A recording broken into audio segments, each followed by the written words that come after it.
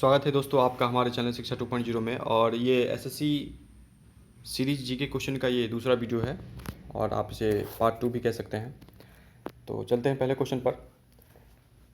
पहला क्वेश्चन है कि बाल्टिक सागर एवं उत्तरी सागर को मिलाती है, यानी बाल्टिक सागर और उत्तरी सागर को मिलाती है स्वेज नहर, पनामा नहर, कील नहर, इनमें से कोई नहीं। तो इसका उत्तर हो जाएगा कील नहर। कील नहर जो है वो बाल्टिक सागर और उत्तरी सागर को मिलाती है। और ये कहाँ पर है? ये है जर्मनी में। आपको याद रखना है ये कहाँ पर है, जर्मनी में। ठीक है, तो बाल्टिक सागर उत्तरी सागर को कील नहर मिलाती है और ये कहाँ पर है, जर्मनी में है। नेक्स्ट क्वेश्चन देखते हैं। जवाहर सागर, राणा प्रताप सागर तथा गांधी सागर किस नदी पर बने हुए हैं? कोसी, घाघरा, चंबल, गोमती। यहाँ पे 3 सागर की बात की जा रही है।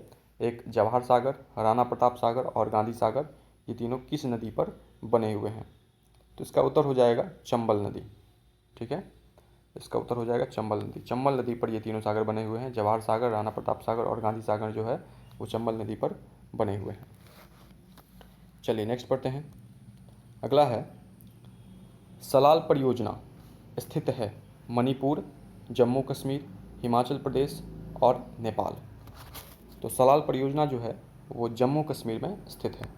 सलाल परियोजना जो है वो जम्मू कश्मीर में स्थित है। और इसके अतिरिक्त एक चीज़ बता देते हैं कि तुलबुल प्रोजेक्ट जो कि झेलम नदी पर है वो भी जम्मू कश्मीर में ही है। दुलहस्ती प्रोजेक्ट जो कि चिनाब नदी पर है वो भी जम्मू कश्मीर में ही है। मैं फिर से दोहरा देता हूँ कि ये जो सलाल परियोजना है वो जम्मू कश्मीर में है। और 2 प्रोजेक्ट, एक तुलबुल प्रोजेक्ट, ठीक है, और एक दुलहस्ती प्रोजेक्ट। तो तुलबुल प्रोजेक्ट जो है वो भी झेलम नदी पर है और दुलहस्ती प्रोजेक्ट जो है वो चिनाब नदी पर है, दोनों जम्मू कश्मीर में है। चलिए नेक्स्ट क्वेश्चन चलते हैं। थालघाट और भोरघाट निम्न में से किस तट पर स्थित हैं? थालघाट और भोरघाट जो है वो निम्नलिखित में से किस तट पर स्थित हैं? मावार तट, कोरोमंडल तट, कोंकण तट, उपर्युक्त में से कोई नहीं। तो इसका उत्तर हो जाएगा कोंकण तट। तो थालघाट और भोरघाट जो है वो कोंकण तट पर स्थित हैं। ठीक है, कोंकण तट किसको कहते हैं? तो पश्चिमी तट को कोंकण तट कहते हैं। और कोरोमंडल तट जो है ये पूर्वी तट को कोरोमंडल तट कहा जाता है। ठीक है, और मालवाड़ तट जो है वो केरल में है।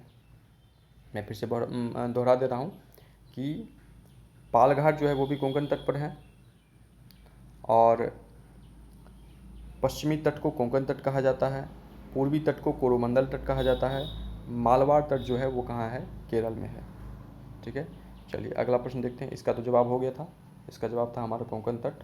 थालघाट और भोरघाट निम्न किस तट पर है? पालघाट भी जो है कोंकण तट पर ही है, तो वो भी याद रखना है। थालघाट तो हो गया, भोरघाट हो गया और एक है पालघाट। ठीक है, चलिए साखपत्र एलसी जाता है तो एक निर्यातकर्ता द्वारा, एक आयातकर्ता द्वारा, सीमा शुल्क अधिकारियों के द्वारा और जहाज कंपनी द्वारा। तो इसका उत्तर हो जाएगा एक आयातकर्ता द्वारा। तो साखपत्र जो जाता है वो एक आयातकर्ता द्वारा जाता है। चलिए नेक्स्ट प्रश्न देखते हैं। ईएनटी डॉक्टरों द्वारा प्रयोग किया जाने वाला हेड मिरर किस प्रकार का होता है? जो ईएनटी डॉक्टर होते हैं वो हेड मिरर का इस्तेमाल करते हैं, तो वो कौन सा लेंस होता है उसमें? अवतल, उत्तल, सॉरी मिरर है यहाँ पे, मैं लेंस कह रहा हूँ, मिरर है। कौन सा मिरर का उपयोग करता है, यानी कौन सा दर्पण का उपयोग करता है वो? तो अवतल, उत्तल, समतल, समतल उत्तल। तो कौन सा होगा इसका? तो इसका हो जाएगा अवतल। क्या हो जाएगा? अवतल। अवतल दर्पण का उपयोग जो है वो हेड मिरर के रूप में किया जाता है। ये है अवतल दर्पण, ये जो है अवतल दर्पण है, इसका ये सेंटर होता है, सेंटर ऑफ कर्वेचर, ये अवतल दर्पण है। इसी का उपयोग जो है वो ईएनटी डॉक्टर हेड मिरर के रूप में करते हैं। चलिए नेक्स्ट क्वेश्चन देखते हैं। पित्त का मुख्य कार्य, जो पित्त होता है, पित्त का मुख्य कार्य क्या है? तो सबसे पहले तो आपको ये बता दें कि पित्त जो निकलता है वो कहाँ से निकलता है? यकृत से निकलता है। पित्त जो है कहाँ से निकलता है? यकृत, यानी लीवर से निकलता है पित्त। तो पित्त का कार्य क्या होता है? तो ऑप्शन देखते हैं। वसा का एंजाइम द्वारा पाचन, उत्सर्जी पदार्थों का निवारण, प्रोटीन के पाचन का नियंत्रण, पाचन तथा शोषण हेतु वसा का इमल्सन करना। ठीक है, तो पित्त का जो कार्य होता है प्रमुख वो होता है पाचन तथा शोषण हेतु वसा का इमल्सन करना। तो यानी जो कि ऑप्शन हो जाएगा डी, ये पित्त का मुख्य कार्य है, ये है पाचन तथा शोषण हेतु वसा का इमल्सन करना। और ये कहाँ से निकलता है पित्त? लीवर से निकलता है, ये याद रखना है बात। उसके बाद क्या, इसका आकार कैसा होता है? तो नाशपाती देखे होंगे आप लोग, नाशपाती के आकार का लगभग इसका जो है आकार होता है, पित्ताशय का जो आकार होता है, वो थैली जो होती है, ठीक है। और इसमें पित्त में जो है हरे रंग का क्षारीय द्रव होता है, ग्रीन कलर का, और इसका पीएच वैल्यू 7.7 होता है। इसका जो पीएच वैल्यू होता है वो होता है 7.7, ठीक है, 7.7 पीएच वैल्यू 7.7 होता है। जो पित्ताशय होता है उसमें हरे रंग का क्षारीय द्रव होता है, उसका पीएच वैल्यू, क्षारीय द्रव है तो जाहिर सी बात है उसका पीएच वैल्यू 7 से अधिक हो जाएगा, ठीक है। तो चलते हैं अगले प्रश्न पर।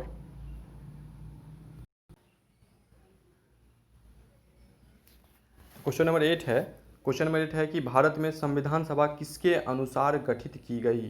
भारत में संविधान सभा किसके अनुसार गठित की गई? साइमन आयोग प्रस्ताव, क्रिप्स प्रस्ताव, माउंटबेटन योजना, कैबिनेट मिशन योजना।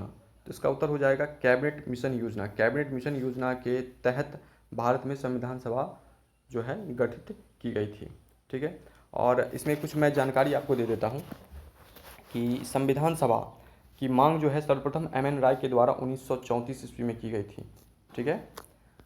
संविधान सभा की मांग जो है एम.एन. राय के द्वारा सबसे पहले 1934 ईस्वी में की गई थी। और 1922 ईस्वी में महात्मा गांधी के द्वारा ये कहा गया था कि भारत का संविधान भारतीयों द्वारा बनाया जाएगा। और कैबिनेट मिशन योजना का प्रकाशन 16 मई 1946 को हुआ। तो भारत में संविधान सभा के किसके अनुसार गठित की गई थी? कैबिनेट मिशन योजना। मैं फिर से एक बार जानकारी को दोहरा दे रहा हूँ, क्या कि संविधान सभा की मांग सर्वप्रथम एम.एन. राय के द्वारा 1934 में की गई थी और महात्मा गांधी के द्वारा ये बात बताई गई थी कि भारत का संविधान भारतीयों द्वारा बनाया जाएगा। और कैबिनेट मिशन का जो प्रकाशन योजना, मिशन योजना का प्रकाशन जो है वो 16 मई 1946 को हुआ। क्वेश्चन नंबर 9 देखते हैं, इसका उत्तर तो पता चल गया, कैबिनेट मिशन योजना। क्वेश्चन नंबर 9, निम्न में से कौन सा यौगिक पानी को भाप में वाष्पित करता है? निम्न में से कौन सा यौगिक पानी को भाप में वाष्पित करता है? फिनॉल, पैरानाइट्रोफिनॉल और मेटानाइट्रोफिनॉल और ऑर्थोनाइट्रोफिनॉल। तो पैरानाइट्रोफिनॉल जो है वो पानी को भाप में वाष्पित करता है। इसका उत्तर ये हो जाएगा। इसमें कोई ज़्यादा एक्सप्लेनेशन नहीं है, बस इसका जवाब याद रखिए आप लोग कि निम्न में से कौन सा यौगिक पानी को भाप में वाष्पित करता है, तो पैरानाइट्रोफिनॉल हो जाएगा। क्वेश्चन नंबर 10 देखते हैं, संविधान के प्रथम अनुच्छेद के अनुसार भारत क्या है? तो संविधान के प्रथम अनुच्छेद के अनुसार भारत है राज्यों का समूह, राज्यों का फेडरेशन, राज्यों का कॉन्फेडरेशन यानी कॉन्फेडरेशन हो गया, राज्यों का यूनियन, ठीक है। तो प्रथम अनुच्छेद के हिसाब से ये क्या है? तो ये हो जाएगा राज्यों का यूनियन, ठीक है, संघ हम लोग कहते हैं ना, संघ। तो संविधान के प्रथम अनुच्छेद के अनुसार भारत क्या है? राज्यों का यूनियन है, ओके। और जो भारत में जो 28 राज्य हैं, हालांकि अभी 29 राज्य हैं, तो ये 28 राज्य का जो उल्लेख किया गया था शुरू में, तो वो आर्टिकल 1 में ही किया गया था, ठीक है, आर्टिकल 1 में ही किया गया था, समझ गए ना। तो संविधान के प्रथम अनुच्छेद में शुरू में जो 28 राज्य थे, तो 28 राज्य का जो चर्चा है वो आर्टिकल 1 में ही कहा गया, ये किया गया है। और इसके अनुसार जो भारत जो है वो क्या है? राज्यों का यूनियन है। और इसमें और एक बात ज़रूरी है कि भारत के राज्यों को अलग होने का अधिकार नहीं है। यदि वो चाहेंगे कि हम अलग अलग हो जाएं तो ये पॉसिबल नहीं है। क्वेश्चन नंबर 10, इसका तो आंसर हो गया डी।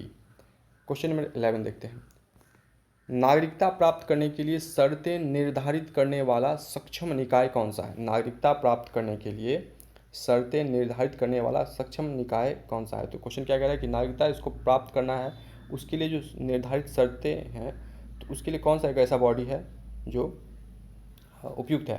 तो चुनाव आयोग, मतलब गवर्नमेंट बॉडी की मैं बात कर रहा हूँ, तो चुनाव आयोग, राष्ट्रपति, संसद और विधान सभाएँ। तो क्लियर है, आप लोग को भी मालूम होगा क्या होगा? संसद, ठीक है। तो नागरिकता प्राप्त करने के लिए शर्तों, मतलब इसके जो कंडीशंस हैं, तो उसको करने वाला जो सक्षम निकाय है वो क्या है? संसद है। और इसमें अब आपको बता देते हैं कि नागरिकता संविधान को भाग 2 में, संविधान के भाग 2 में कहाँ से कहाँ तक, आर्टिकल कहाँ से कहाँ तक, तो अनुच्छेद आर्टिकल 5 से 11 तक, 5 से 11 तक जो है इसकी चर्चा की गई है। मैं नागरिकता की बात कर रहा हूँ। नागरिकता संविधान के भाग 2 में आर्टिकल 5 से 11 यानी अनुच्छेद 5 से 11 तक इसकी चर्चा की गई है। क्लियर। उसके बाद आर्टिकल 11 क्या कहता है, तो आर्टिकल 11 कहता है क्या कि आर्टिकल 11 के अधीन संसद को नागरिकता संबंधित कानून बनाने के अधिकार हैं। यानी 11 में, आर्टिकल 11 में संसद को ये अधिकार दिया गया है, संसद को ये अधिकार दिया गया है कि वो नागरिकता से संबंधित कानून बनाए। किसमें, आर्टिकल 11 में संसद को ये अधिकार दिया गया है। समझ गए। मैं फिर से एक बार दोहरा देता हूँ कि नागरिकता प्राप्त करने के लिए शर्तें जो है वो संसद के पास हैं, इसकी जो कंडीशंस हैं। उसके बाद इसकी चर्चा हमारे संविधान में कहाँ की गई है, तो संविधान के भाग 2 और आर्टिकल 5 से 11 के अंतर्गत। ठीक है। और आर्टिकल 11 में इस बात की चर्चा की गई है कि संसद को नागरिकता संबंधित कानून बनाने के अधिकार है। चलिए क्वेश्चन नंबर 12 देखते हैं। कौन सा कार्बोहाइड्रेट मोनोसैकेराइड है, कौन सा कार्बोहाइड्रेट मोनोसैकेराइड है, सुक्रोज, ग्लूकोज एवं फ्रक्टोज, गैलेक्टोज और उपर्युक्त सभी। तो इसका जवाब हो जाएगा ग्लूकोज और फ्रक्टोज। कोई एक्सप्लेनेशन नहीं, सीधा सीधी याद रखिए कि कौन सा कार्बोहाइड्रेट मोनोसैकेराइड है, तो ग्लूकोज एवं फ्रुक्टोज। चलिए क्वेश्चन नंबर 13 देखते हैं। किस देश की आर्थिक समृद्धि का सबसे उपयुक्त मापदंड है। यदि कोई देश की आर्थिक समृद्धि का मापन करना है तो इसके लिए एक सही स्टैंडर्ड क्या है, मापदंड क्या है, क्या क्राइटेरिया है, तो उसका सकल घरेलू उत्पाद और निवल घरेलू उत्पाद, ठीक है, और जो निवल राष्ट्रीय उत्पाद और प्रति व्यक्ति वास्तविक आय। तो इसका उत्तर हो जाएगा प्रति व्यक्ति वास्तविक आय। ये जो है एक एक्यूरेट मापदंड है आर्थिक समृद्धि के बारे में बताने के लिए। ठीक है। तो किसी देश की आर्थिक समृद्धि का सबसे उपयुक्त मापदंड कौन है, प्रति व्यक्ति वास्तविक आय। प्रति व्यक्ति वास्तविक ये जो आय है वो CSO के द्वारा तैयार किया जाता है। ठीक है, CSO के द्वारा तैयार किया जाता है। CSO की स्थापना जो है वो 1951 में। इसका मैं फुल फॉर्म आप लोगों को नहीं बताऊंगा, वो आप लोग खुद पता कीजिए कि क्या होता है फुल फॉर्म, क्योंकि ये चीज़ आप लोग को मालूम होना चाहिए। कमेंट में बता दीजिएगा CSO का फुल फॉर्म क्या होता है। तो CSO की स्थापना जो है 1951 में की गई थी। इसका जो हेडक्वार्टर है वो नई दिल्ली में है। इसका जो हेडक्वार्टर है वो कहाँ है, दिल्ली में है। ठीक है। CSO की स्थापना 1951 में, CSO का मुख्यालय न्यू दिल्ली में। और जो प्रति व्यक्ति वास्तविक आय है, ये इसका जो सबसे उपयुक्त मापदंड है वो ये आर्थिक समृद्धि का उपयुक्त मापदंड है। ठीक है। तो ये प्रति व्यक्ति आय भारत में कौन तैयार करता है, तो CSO तैयार करता है। सबसे कम प्रति व्यक्ति आय जो है बिहार राज्य का है और सबसे अधिक प्रति व्यक्ति आय जो है कतर देश का है। ठीक है, बड़ा दुखद बात है। तो बिहार का जो है सबसे कम प्रति व्यक्ति आय है और सबसे अधिक प्रति व्यक्ति आय जो है वो कतर देश का है। एक एक आदमी के पास अच्छा पैसा होता होगा यहाँ पे। चलिए क्वेश्चन नंबर आगे मतलब 14 देखते हैं।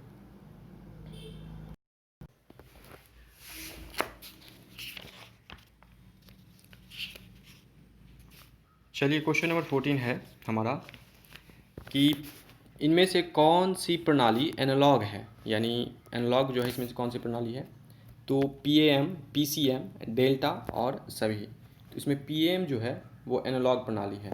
ठीक है। कंप्यूटर के बारे में आपको बता दें कि कंप्यूटर 3 प्रकार का होता है, एक होता है डिजिटल, एक होता है एनालॉग और एक होता है हाइब्रिड। ठीक है। जो सबसे सूक्ष्म कंप्यूटर है उसको माइक्रो कंप्यूटर कहते हैं और जो डिजिटल कंप्यूटर है उसको मतलब डिजिटल कंप्यूटर जो होते हैं वो गणितीय गणना करने के लिए होते हैं। ठीक है। और विश्व का जो प्रथम इलेक्ट्रॉनिक कंप्यूटर है वो है, उसका नाम है ENIAC। क्या है, ENIAC, ए नदीर्घिकार य आपका ENIAC। ठीक है, ये है। तो यानी PAM यह हमारा ऑप्शन हो गया। इनमें से कौन सी प्रणाली एनालॉग है, तो वह है PAM। फिर से मैं दोहरा देता हूँ जानकारी कि कंप्यूटर जो है वो 3 प्रकार के होते हैं, एक होता है डिजिटल, एक होते हैं एनालॉग और एक होते हैं हाइब्रिड। जो सूक्ष्म कंप्यूटर है उसको माइक्रो कंप्यूटर कहते हैं आकार में, और डिजिटल कंप्यूटर का काम जो होता है वो गणितीय गणना करने के लिए होता है। और विश्व का जो प्रथम इलेक्ट्रॉनिक कंप्यूटर है उसका नाम है ENIAC, जो मैंने लिख दिया है। चलिए क्वेश्चन नंबर 15, भारत में राजकोषीय नीति निर्धारित करता है योजना आयोग, वित्त आयोग, वित्त मंत्रालय, भारतीय रिजर्व बैंक। तो राजकोषीय नीति का निर्धारण जो है वो वित्त मंत्रालय करता है, ये बात याद रखनी है कि वित्त मंत्रालय जो है वो राजकोषीय नीति का निर्धारण करता है। कौन? वित्त मंत्रालय भारत में। ठीक है। और आपको बता दें कि केसी नियोगी समिति की सिफारिश पर मंत्रिमंडल ने योजना आयोग का गठन किया था, क्योंकि योजना आयोग तो अब हट गया है, अब नीति आयोग आ चुका है। तो केसी नियोगी समिति के सिफारिश पर मंत्रिमंडल ने योजना आयोग का गठन किया था और योजना आयोग का गठन 15 मार्च 1950 को हुआ था। 15 मार्च 1950 यानी 1950 को किया गया था। और योजना आयोग का नाम 1 जनवरी 2015 को नीति आयोग कर दिया गया। कब? 1 जनवरी 2015 को नीति आयोग जो है वो कर दिया गया। समझ गए? तो फिर से मैं बता दे रहा हूँ कि भारत में राजकोषीय नीति का निर्धारण कौन करता है? वित्त मंत्रालय। योजना आयोग के बारे में मैं बात कर रहा था कि केसी नियोगी समिति के सिफारिश पर मंत्रिमंडल ने योजना आयोग का गठन किया था। इसकी स्थापना या इसका गठन कह सकते हैं आप 15 मार्च 1950 को योजना आयोग का गठन किया गया था, जिसे 1 जनवरी 2015 को नीति आयोग में तब्दील कर दिया गया। क्वेश्चन नंबर 16 देखते हैं। भारत में योजना आयोग का सृजन किया गया था। ठीक है। तो संविधान के अंतर्गत, संसद के एक अधिनियम के अंतर्गत और मंत्रिमंडल के एक प्रस्ताव के द्वारा और लोकसभा के एक प्रस्ताव द्वारा। तो इसका उत्तर हो जाएगा संसद के एक अधिनियम के अंतर्गत जो है वो योजना आयोग का सृजन किया गया था और इसका एक्सप्लेनेशन मैंने आपको दे दिया था। ठीक है। इसमें संसद के एक अधिनियम तो नहीं होगा, मैंने इसमें गलती ऑप्शन बता दिया आपको, बल्कि इसका हो जाएगा मंत्रिमंडल के एक प्रस्ताव द्वारा। इसीलिए ये संवैधानिक निकाय भी नहीं है। ठीक है। क्योंकि संसद में यदि अधिनियम होता तो ये एक संवैधानिक बॉडी बन जाता, कॉन्स्टिट्यूशनल बॉडी बन जाता ये। तो भारत में, माफ़ कीजिएगा, भारत में योजना आयोग का सृजन जो किया गया था वो मंत्रिमंडल के एक प्रस्ताव के द्वारा किया गया था। ठीक है। और योजना आयोग का जो गठन है वो 15 मार्च 1950 को किया गया था, जिसे 1 जनवरी 2015 को नीति आयोग में ट्रांसफॉर्म कर दिया गया। और ये एक ये कॉन्स्टिट्यूशनल बॉडी नहीं था, इसलिए इसको चेंज कर दिया गया। ठीक है। तो इसका ऑप्शन हो जाएगा, क्योंकि इससे पहले मैंने ऑप्शन बी लगा दिया था, तो संसद के अधिनियम के अंतर्गत नहीं होगा, बल्कि ये तो नहीं होगा, बल्कि ये होगा सी, मंत्रिमंडल के एक प्रस्ताव के द्वारा। चलिए क्वेश्चन नंबर 17 देखते हैं। भारत में ईस्ट इंडिया कंपनी का पहला गवर्नर जनरल कौन था? भारत में ईस्ट इंडिया कंपनी का पहला गवर्नर जनरल कौन था? ये सबको मालूम होगा, वॉरेन हेस्टिंग्स। ठीक है। वॉरेन हेस्टिंग्स जो थे वो भारत में ईस्ट इंडिया कंपनी के पहले गवर्नर थे। ठीक है। और जो भारत में प्रथम वाइसराय थे वो लॉर्ड कैनिंग। ठीक है। भारत में प्रथम वाइसराय जो थे वो कौन थे? Lord Canning. और स्वतंत्र भारत का प्रथम गवर्नर जनरल की बात करें तो वो लॉर्ड माउंटबेटन। ठीक है। स्वतंत्र भारत के पहले गवर्नर जनरल की हम बात करें तो लॉर्ड माउंटबेटन। ठीक है। आज़ाद भारत का प्रथम भारतीय गवर्नर जनरल की बात करें तो जनरल चक्रवर्ती राजगोपालाचारी। ठीक है। आज़ाद भारत का प्रथम भारतीय गवर्नर की यदि हम बात करें, जनरल गवर्नर की बात करें तो वो चक्रवर्ती राजगोपालाचारी। ठीक है। चलिए क्वेश्चन नंबर 18 देखते हैं। भारतीय अर्थव्यवस्था के उदारीकरण का अग्रदूत किसे कहा जाता है? ठीक है। भारतीय अर्थव्यवस्था के उदारीकरण का अग्रदूत किसको कहा जाता है? तो इसका उत्तर हो जाएगा डॉक्टर मनमोहन सिंह। डॉक्टर मनमोहन सिंह को भारतीय अर्थव्यवस्था के उदारीकरण का अग्रदूत कहा जाता है। समझ गए? और उदारीकरण की जो घोषणा हुई थी वो 24 जुलाई 1991 को हुई थी। 1991 24 जुलाई 1991 को जो है हुई थी उदारीकरण की घोषणा। और डॉक्टर मनमोहन सिंह के बारे में बता दें तो ये आरबीआई के गवर्नर भी थे, वित्त मंत्री भी थे, और 2 कार्यकाल के लिए, जो जब कांग्रेस की गवर्नमेंट थी तो उस कार्यकाल के 2 कार्यकाल के लिए ये प्रधानमंत्री भी रहे। ठीक है। तो उदारीकरण एक्चुअल में होता क्या है? तो उदारीकरण में हम लोग क्या करते हैं कि उदारीकरण के द्वारा वस्तुओं और सेवाओं पर से कठोर नियंत्रण जो होती है और सीमाएं वो हटा ली जाती हैं। ठीक है। तो इस चीज़ को मैंने आपको एक लाइन में बता दिया कि उदारीकरण के द्वारा वस्तुओं और सेवाओं पर से जो कठोर नियंत्रण और सीमाएं हैं उसे हटा ली जाती हैं। तो ये इसे हटा ली गई। तो उदारीकरण जो है इसकी घोषणा 24 जुलाई 1991 को हुई थी और भारतीय अर्थव्यवस्था के उदारीकरण का अग्रदूत डॉक्टर मनमोहन सिंह को माना जाता है। क्वेश्चन नंबर 19 देखते हैं कि एक लड़का एक वस्तु को कांच के प्रिज्म से देखता है, वस्तु उसे बहुरंगीय दिखती है। त्रिकोणीय प्रिज्म के आधार की ओर से वस्तु का अंश किस रंग का दिखेगा? नीला, लाल, हरा या उससे इनमें से कोई नहीं। तो इसका उत्तर हो जाएगा कि इसमें से उसको कोई रंग दिखाई नहीं देगा। तो इसका उत्तर हो जाएगा हमारा ऑप्शन डी कि एक लड़का एक वस्तु के कांच को प्रिज्म से देखता है, वस्तु उसे बहुरंगीय दिखती है। त्रिकोणीय प्रिज्म के आधार पर यदि हम बात करें तो उस वस्तु का अंश किस रंग का दिखेगा? तो इसमें कोई नहीं होगा बल्कि उसको कोई कलर नहीं दिखेगा। ठीक है। क्वेश्चन नंबर 20 देखते हैं। केंद्र सरकार का गैर योजना व्यय का अंग नहीं है। तो देखिए, सरकार का गैर योजना व्यय का अंग नहीं है तो प्रतिरक्षा व्यय, परिधान का भुगतान, ब्याज भुगतान, विज्ञान एवं तकनीकी हेतु आवंटन। ठीक है। तो इसका उत्तर हो जाएगा ब्याज भुगतान। केंद्र सरकार का गैर योजना व्यय का अंग जो है, इसका एक पार्ट नहीं है, वो क्या है? ब्याज भुगतान। देखिए, केंद्र सरकार का जो व्यय होता है उसे दो भागों में बांटा जाता है। एक होता है योजना व्यय, एक होता है गैर योजना व्यय। मैंने बता दिया, एक होता है योजना व्यय, योजना व्यय, ठीक है, और एक होता है गैर योजना व्यय, गैर योजना व्यय। ठीक है। तो क्वेश्चन कह रहा था हमारा कि केंद्र सरकार का गैर योजना व्यय का अंग नहीं है, तो इसका हो जाएगा उत्तर ब्याज भुगतान। ओके, चलिए तो क्वेश्चन नंबर 21 देखते हैं।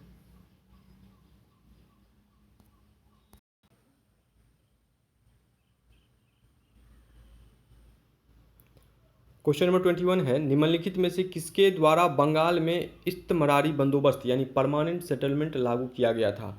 Lord Cornwallis, Lord Dalhousie, William Bentinck, Lord Curzon. ठीक है।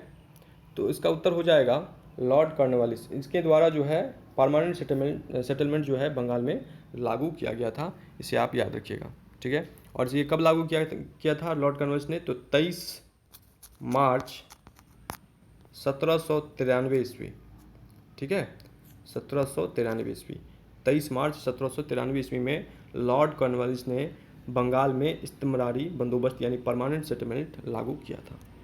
क्वेश्चन नंबर 22 देखते हैं। एक संशोधन द्वारा समावेशित भारतीय संविधान का अनुच्छेद 243 निम्नलिखित में से किस विषय से संबंधित है? एक संशोधन द्वारा समावेशित भारतीय संविधान का अनुच्छेद 243 निम्नलिखित में से किस विषय से संबंधित है? ठीक है।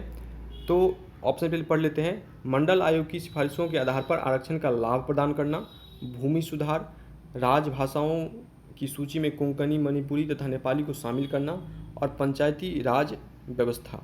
तो बहुत ही आसान क्वेश्चन था ये। इसका उत्तर हो जाएगा पंचायती राज व्यवस्था, यानी आर्टिकल 243 का कनेक्शन जोड़ देना है हमको किससे?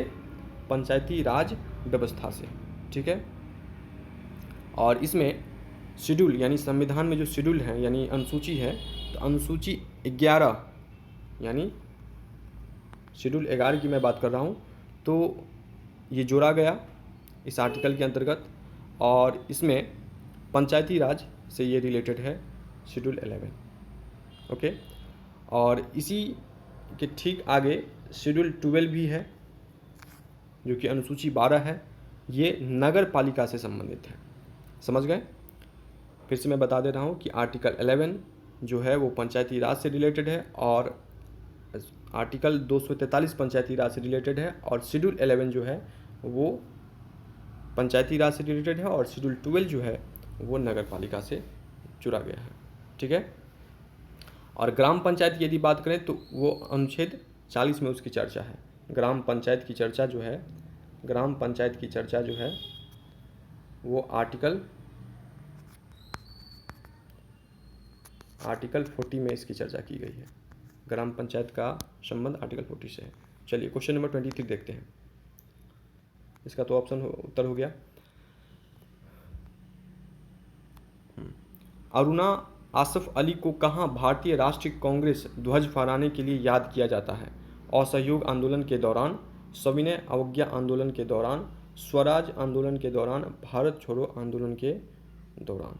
ठीक है, तो आप सबसे पहले इनका नाम याद रखिएगा, अरुणा आसफ अली।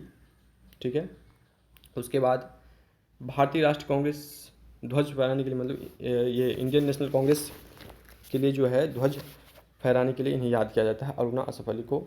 तो किस आंदोलन के दौरान? तो इसका उत्तर हो जाएगा भारत छोड़ो आंदोलन के दौरान, यानी ये हमारा डी ऑप्शन है। भारत छोड़ो आंदोलन के दौरान जो है इन्हें ध्वज फहराने के लिए याद किया जाता है, अरुणा आसफ अली को। क्वेश्चन 24 देखते हैं। मृणालिनी साराभाई का हाल ही में निधन हो गया है, वे कौन थी? फिल्म अभिनेत्री, वैज्ञानिक, शास्त्रीय नृत्यांगना, पार्श्व गायिका यानी प्लेबैक सिंगर। तो सबको मालूम है, इसमें ज़्यादा कोई एक्सप्लेनेशन नहीं, यानी ये शास्त्रीय नृत्यांगना थी मृणालिनी साराभाई। हाँ, ये इनका संबंध किस किस नृत्य से है वो मैं आपको बता देता हूँ। इनका संबंध जो है वो भरतनाट्यम से है, भरतनाट्यम से है और कथकली से है। इनका संबंध जो है वो भरतनाट्यम से है और कथकली से है। ठीक है, तो मृणालिनी साराभाई का हाल ही में निधन हो गया है, वे कौन थी? तो वो शास्त्रीय नृत्यांगना थी। इनका संबंध जो है भरतनाट्यम और कथकली से है। लास्ट क्वेश्चन देखते हैं 25। वास्को डी गामा भारत कब आया था? 1492, 1498, 1948, 1857। तो ये भी सबको मालूम होगा कब आया था, 1498 में। कहाँ आया था? तो कालीकट बंदरगाह पहुंचकर वहाँ पे पहुंचा, और भारत और यूरोप के बीच में एक नया जो समुद्री मार्ग है उसको इसने खोजा। कौन? Vasco D gamma. 1948 में ये कालीकट बंदरगाह पर पहुंचा था, समझ गए। और ये कहाँ से आया था? तो पुर्तगाल से आया था। पुर्तगालियों ने अपनी पहली व्यापारिक कोठी कहाँ पे खोली? तो कोचीन में खोली। कब खोली? 1502 ईस्वी में। ठीक है, 1502 ईस्वी में पुर्तगालियों ने अपनी पहली व्यापारिक कोठी कोचीन में खोली। ठीक है, वास्को डी गामा पुर्तगाल से आया था 1498 में, और ये भारत और जो यूरोप है उसके बीच एक नया समुद्री मार्ग को खोजा। कालीकट बंदरगाह पे ये पहुंचा था। तो ये थे आज के एसएससी जीके सीरीज पार्ट 2 के 25 क्वेश्चन। फिर हम लोग मिलते हैं अगले सीरीज में, जो कि हमारा पार्ट 3 हो जाएगा। तब तक के लिए आप लोग स्वस्थ रहिए, खुश रहिए। धन्यवाद।